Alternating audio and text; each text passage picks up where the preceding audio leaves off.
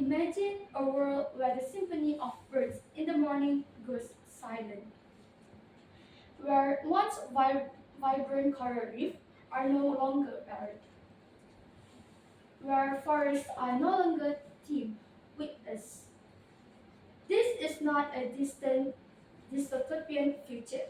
This is a real possibility if we continue our current path. Assalamualaikum warahmatullahi wabarakatuh and a very good evening to my teachers and fellow friends. My name is Haziqah and I am from TFE1B. Today I will be presenting about biodiversity loss issue. In this presentation, we will learn what is biodiversity loss means for the planet and for ourselves, and what can we do to reverse these dangerous trends. So before we started, let's see a short video about biodiversity loss. Next. We've all seen photos of rainforests destroyed, rivers littered with plastic, news of wildfires and species going extinct. Biodiversity loss may not be happening at our doorstep, but it should hit close to home. Everything on our planet, including us, is interconnected and interdependent. Biodiversity is like a delicate set of bricks or Jenga tower. The more bricks and the more connections between them, the stronger the tower. But when one piece falls, the whole structure can come crashing down. Here's why you should care about biodiversity loss, no matter where you are in the world.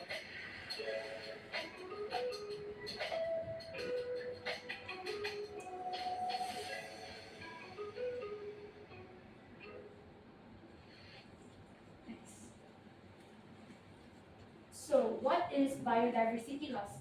Biodiversity loss refers to the decreasing in number of animal or plant species in an ecosystem, or it can be simply said as extinction. So, according to data released by the World Wildlife Fund (WWF), species populations have been declined by an average of 69% since 1970. Next. So, these are some causes of biodiversity loss that I will be explaining today. The first one is disease, the second one is pollution, and the third one is overhunting. Next.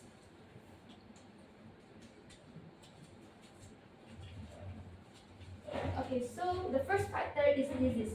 Disease is an illness that affecting humans, animals, or plants that often caused by infection. For example, human chickenpox. Chickenpox is affected by varicella zoster virus, which spread from unvaccinated people with chickenpox. Next, animal rabies.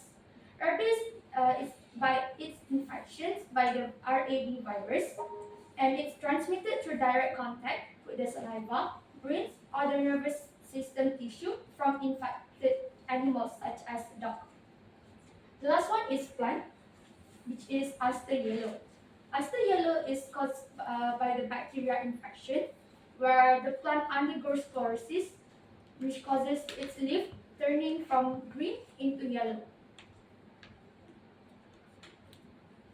So, these are some diseases that happen in our biodiversity, which is mountain gorilla chronic wasting syndrome. So, based on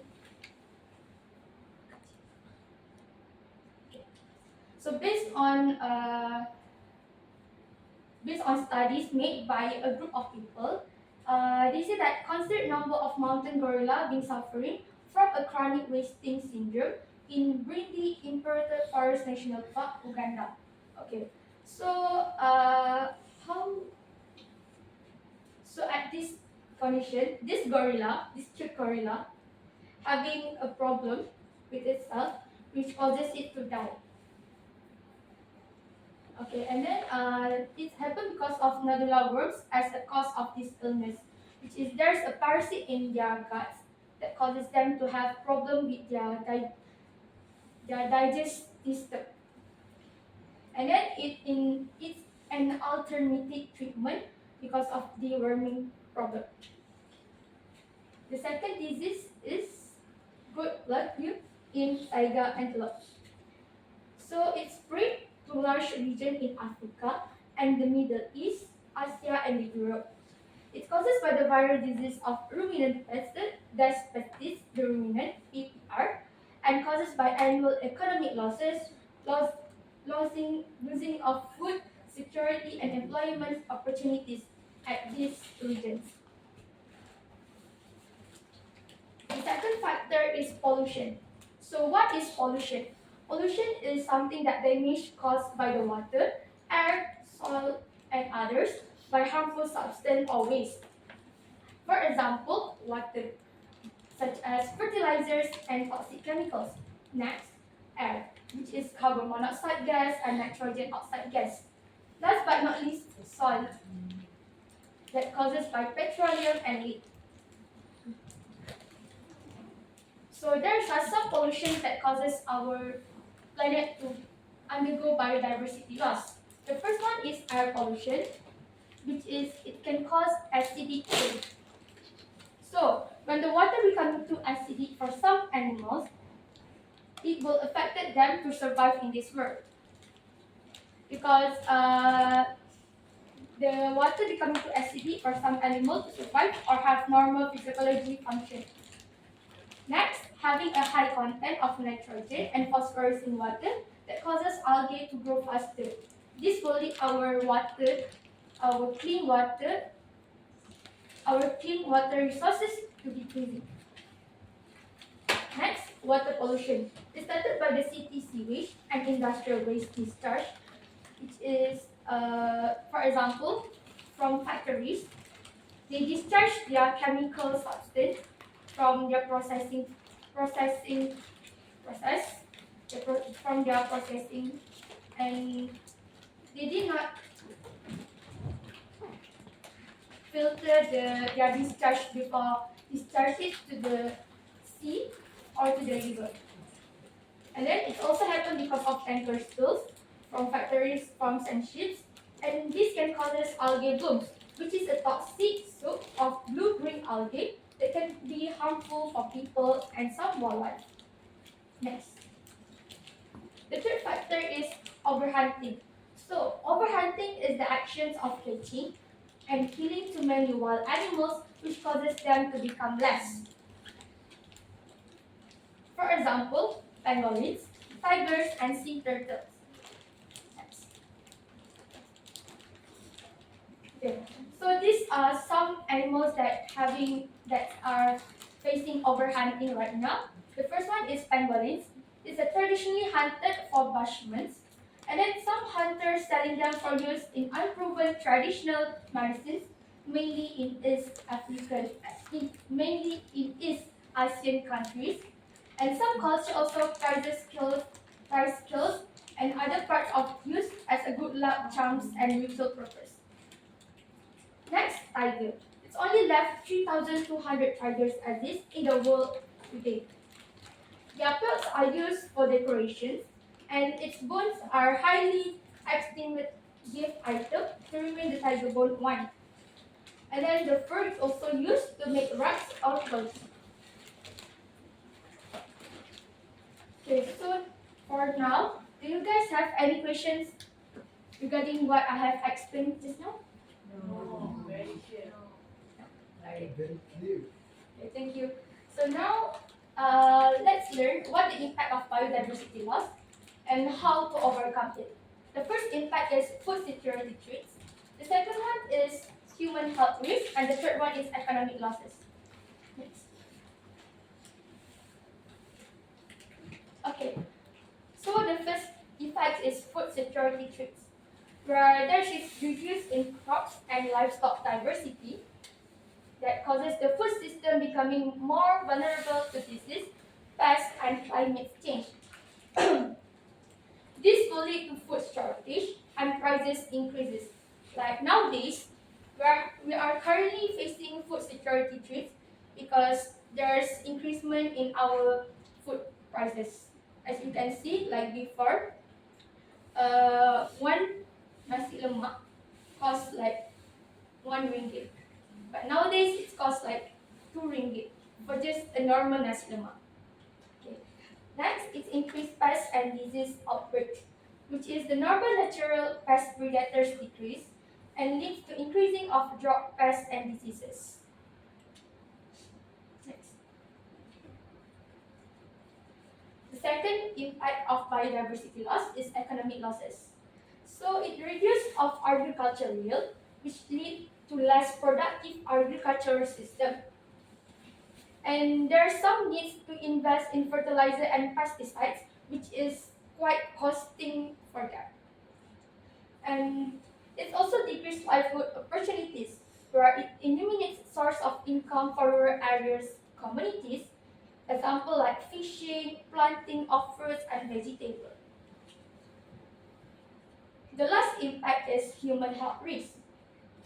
This increased zoonotic diseases, which is spreading through contact with infected body fluid, animal bites, and eating infected meats. For example, SARS, Ebola, and MERS.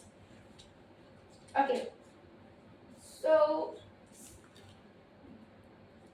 Ebola caused by African fruit bats, which carry virus in their body fluid.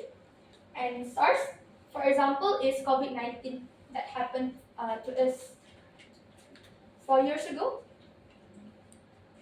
And the MERS is caused by infected of dromedary camels.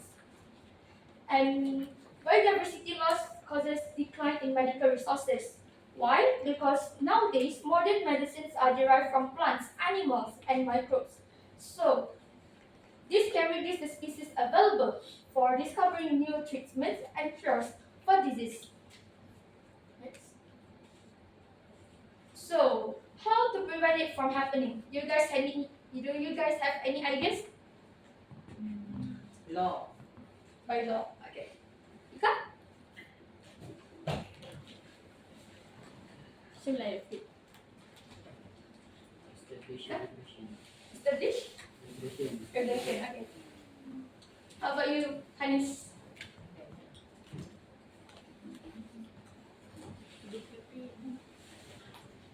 Campaign. Okay, good. And Damya? Do you have any opinion about how to prevent it from happening? I'm not sure about that. Okay. So let's see how to prevent this biodiversity loss from happening. Next. The first one is by conservation of habitats. First, establish protected areas. For example, national parks and wildlife reserve. We can protect this zone from human activities like protected zones from human activities. And then second one is restoration of degraded habitats. By doing reforestation project at areas that can support tree growth, we can conducting it by doing soil tests and evaluate the climate by identifying the pH value or pH level, water and sunlight availability at that place. The third one is by legal protection and enforcement. By enforcing laws that protect habitats from destruction and degradation due to the development, agriculture, and logging activities. And then we also can strengthen the law, enforcement, and penalties for illegal activities. Next, we can prevent biodiversity loss from happening by public education and awareness. First one is education programs. We can incorporate biodiversity topics into the curriculum topics. We can also make public activities to the national parks. The second one is by doing media campaign.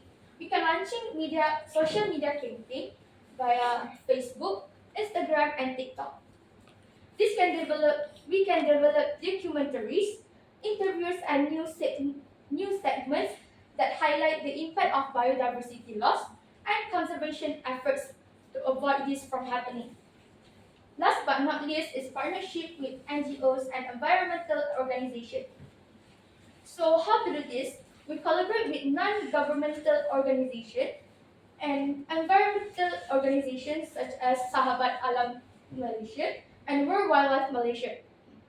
Sorry. And then we can also promote volunteering opportunities that people can get involved by directly in biodiversity protection project. So, as the conclusion for what I've been explained just now, biodiversity loss refers to the reduction of number of animal or plants, species, and ecosystem due to disease, pollution, and overhunting. The consequence of this threats to food security, economic losses, and increased human health risks. This can be prevented by establishing protected area, enforcing law, and implementing education programs and media campaigns, such as cooperating with NGOs and environmental organizations also is a crucial thing to be done. So that's all from me. Do you guys have any questions? No. Any question?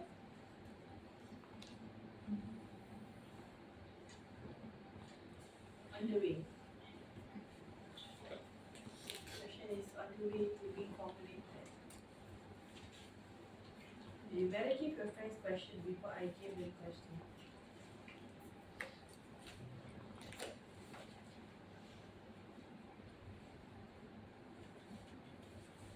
My question.